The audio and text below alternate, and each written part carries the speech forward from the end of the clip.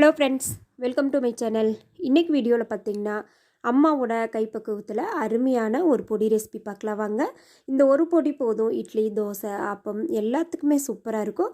வாங்க எப்படி செய்கிறதுன்னு பார்க்கலாம். நம்ம சேனலுக்கு நீங்கள் புதுசாக இருந்தீங்கன்னா மறக்காமல் சப்ஸ்கிரைப் பண்ணிவிட்டு கூடவே பெல் சிம்லேயே கிளிக் பண்ணிடுங்க. இப்போ நான் வந்து எல்லா பொருட்களுமே 1 யூஸ் டம்ளரில் தான் எடுத்துருக்கிறேன். 1 டம்ளர் அளவுக்கு சோளம், அதாவது நாட்டு சோளம் இருக்குது இல்லைங்களா, அது வந்து 1 டம்ளர் அளவுக்கு எடுத்துக்கலாம். அடுப்பை வந்து லோ ஃப்ளேமில் வச்சுட்டு இந்த சோளத்தை வந்து நல்லா வறுத்து விட்டுருவோம். சோளம் வந்து நல்லா சூடேறி பொரிஞ்சு வரும். பாருங்கள், வீடியோவில் பார்த்தீங்கனாலே தெரியும், அங்கங்கே ஒன்று ஒன்று வெடித்து நல்லா பொரிஞ்சு வருது. எல்லா சோளமே பொரிஞ்சு வெடித்து வரும். இதுவும் போல் பக்குவமாக நம்ம வந்து சோளத்தை முதல்ல வறுத்து எடுத்துக்கலாங்க. பாருங்கள், சூப்பராக நல்லா பொரிஞ்சு வந்திருக்கு. இது அப்படியே ஒரு தட்டுக்கு மாற்றி ஆற விட்டுருவோம். இதுலேயே பார்த்திங்கன்னா கொஞ்சமாக உப்பு தண்ணி தொளிச்சு எடுத்திங்கன்னா அருமையான நாட்டுச்சோள பாப்கார்ன் ரெடி. இப்போ அடுத்து பார்த்திங்கன்னா அதே அளவுக்கு 1 யூஸ் டம்ளர்லேயே 1 டம்ளர் அளவுக்கு அரிசி எடுத்துருக்கிறேன். நம்ம சாப்பாட்டு அரிசி தாங்க. 1 டம்ளர் நாட்டுச்சோளம், 1 டம்ளர் அரிசி எடுத்துருக்கிறேன். அரிசியும் வந்து நீங்கள் லோ ஃப்ளேமில் வச்சுட்டு வறுத்து விட்டுருங்க. அதுவும் நல்லா வந்து பொரிஞ்சு வரும். அது வரைக்கும் நம்ம நல்லா வறுத்து விட்டுடலாம். வீடியோவில் பார்த்தீங்கனாலே தெரியும், அரிசி வந்து நல்லாவே பொரிஞ்சு வந்திருக்கு. இதையும் வந்து நம்ம ஏற்கனவே வறுத்து வச்சுக்கிற சோளத்துக்கூடையே சேர்த்துருவோம். அடுத்து நம்ம எடுக்க போகிறது பார்த்திங்கன்னா 3/4 கப் அளவுக்கு துவரம்பருப்பு. நம்ம சாம்பார் பருப்பு இல்லைங்களா, அதான் எடுத்துருக்குறோம். அதையும் வந்து நல்லா வறுத்துக்கலாங்க. நம்ம வந்து அடுப்பை லோ ஃப்ளேமில் வச்சுட்டு தான் வறுக்கணும். இது போல் வந்து கையெடுக்காமல் கிளறிட்டே இருக்கணும். இல்லை அப்படின்னா ஒன்று கரிஞ்சிரும், ஒன்று செவந்துரும், ஒன்று பார்த்திங்கன்னா செவக்காது. அதனால வந்து நம்ம இது போல் ஓட்டி விடணும். பாருங்கள், நல்லா சூடேறி லைட்டாக செவந்து வந்திருக்கு. இதையும் வந்து இது கூட சேர்த்துடலாம். அடுத்து நம்ம இது கூட எடுத்துக்க போகிறது பார்த்திங்கன்னா 3/4 கப் அளவுக்கு கொள்ளு. அடுப்பு லோ ஃப்ளேமில் வச்சுட்டு கொள்ளை வந்து வறுத்து விட்டுறலாம். கொள்ளு வந்து நல்லா செவந்து லைட்டாக நிறம் மாறி வரும். அந்தளவுக்கு பாருங்கள், வீடியோவில் காட்டுறேன். இந்த அளவுக்கு இருக்கணும். இதுவும் வறுவட்டுருச்சு. இப்போ அதையும் மாற்றிக்கலாம். அது கூடயே இது கூட அடுத்தது பார்த்திங்கன்னா 3/4 கப் அளவுக்கு பாசி பயிர் எடுத்துருக்கிறேன், முழு பயிர். அதையும் அடுப்பு லோ ஃப்ளேமில் வச்சுட்டு வறுத்துடலாம். பாசிப்பயிர் வந்து நல்லா நிறம் மாறி இந்தளவுக்கு வறுபடணும். பாசிப்பருப்பு லைட்டாக வந்து செவந்துருச்சு. அதையும் இது கூடயே சேர்த்துருவோங்க. அடுத்து நம்ம வறுக்க போகிறது என்னன்னு பார்த்தீங்கன்னா 1/2 கப் அளவுக்கு கருப்பு உளுந்து எடுத்துருக்கிறேன்.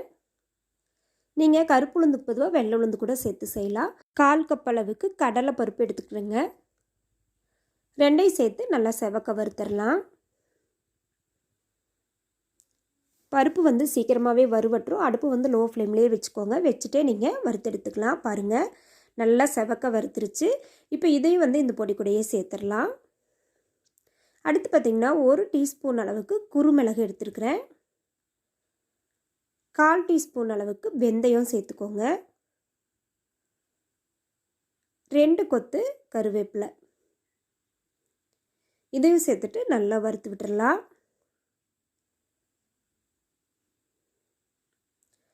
பாருங்கள், ரெண்டுமே நல்லா செவந்து கருவேப்பிலையும் வந்து ஓரளவுக்கு நல்லா வறுவட்டுருச்சு. இப்போ இதையும் வந்து நம்ம தட்டுக்கு மாற்றிடுவோம். இப்போ அடுத்து பார்த்திங்கன்னா இதுக்கு காரத்துக்கு தேவையான காஞ்ச மிளகா ஒரு 7-8 போல் நான் வந்து மிளகாய் சேர்த்துருக்குறேன். நான் எடுத்த அளவுகளுக்கு வந்து 200 கிராம் அளவுக்கு எனக்கு பொடி கிடச்சிது. பாருங்கள், மிளகாய் வந்து லைட்டாக ஓட்டி விட்டுட்டு இப்போ இதுக்கு தேவையான அளவுக்கு கல் உப்பு எடுத்துக்கலாங்க. ஒரு 2.5 டேபிள் ஸ்பூன் அளவுக்கு கல் உப்பு சேர்த்துக்கிறேன். கல்லுப்பையும் மிளகாய் கூடயே சேர்த்துட்டு ஒரு செகண்ட் மட்டும் நீங்கள் வதக்கி விட்டால் போதும். இந்த ஸ்டேஜில் பார்த்திங்கன்னா ஸ்டவ்வை நம்ம ஆஃப் பண்ணிடலாம். ஆஃப் பண்ணிவிட்டு வதக்கி வச்சுருக்கிற பருப்புகள் கூட இந்த மிளகாயும் உப்பி சேர்த்துடலாங்க.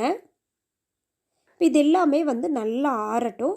ஆறின பிறகு தான் நம்ம மிக்ஸி ஜாரில் பொடி பண்ணிக்கணும். இப்போ இதில் பார்த்திங்கன்னா ஒரு 1/2 டேபிள் ஸ்பூன் அளவுக்கு பெருங்காயத்தூள் சேர்க்கணும். நம்ம கடாயில் வந்து ஹீட் இருக்குது இல்லைங்களா, அதுலேயே வந்து 1/2 டேபிள் ஸ்பூன் பெருங்காயத்தூளை சேர்த்துட்டு லேசாக வறுத்துட்டு இந்த பருப்புகள் கூட சேர்த்துடலாம். நீங்கள் கட்டி பெருங்காயம் சேர்க்குற அப்படி இருந்துச்சுன்னா கட்டியை நல்லா உடைச்சிட்டு லைட்டாக போட்டு கடாயில் ஹீட் பண்ணிங்கன்னா நல்லாவே வந்து உங்களுக்கு சூடேறி பொரிஞ்சு வந்துடும். அவ்வளோதாங்க, இதெல்லாமே நல்லா ஆறட்டும்.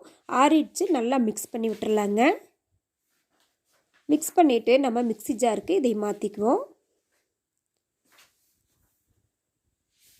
இப்போ இதை பார்த்திங்கன்னா நல்லா பவுட்ரு பண்ணி நம்ம எடுத்துகிட்டு வந்துடலாம். இல்லை மிஷினில் கொடுத்து நீங்கள் அரைக்க விருப்பம் இருந்தாலும் மிஷினில் கொடுத்து அரைச்சிக்கலாங்க. அவ்வளோதாங்க, அம்மாவோட கைப்பக்குவத்தில் அருமையான ஸ்பெஷலான இட்லி பொடி வந்து ரெடி ஆயிடுச்சு. நம்ம ஒரு பாக்ஸில் வந்து ஸ்டோர் பண்ணி வச்சுட்டா 1 மாதம் 1.5 மாதம் வரைக்கும் கெட்டு போகாமல் இருக்கும். ஏன்னா நம்ம இதில் வந்து ஒரு சொட்டு ஆயில் கூட சேர்த்துல. நீங்கள் கொஞ்சமாக சாதத்தோடு சேர்த்துட்டு ஒரு டீஸ்பூன் நெய் விட்டு பிசைஞ்சு சாப்பிட்டு பாருங்கள், அவ்வளோ டேஸ்ட்டாக இருக்கும். ட்ரை பண்ணி பாருங்கள். இந்த வீடியோ பிடிச்சிருந்தா சேனலை மறக்காமல் சப்ஸ்கிரைப் பண்ணிடுங்க. லைக் பண்ணுங்கள், ஷேர் பண்ணுங்கள், கமெண்ட் பண்ணுங்கள்.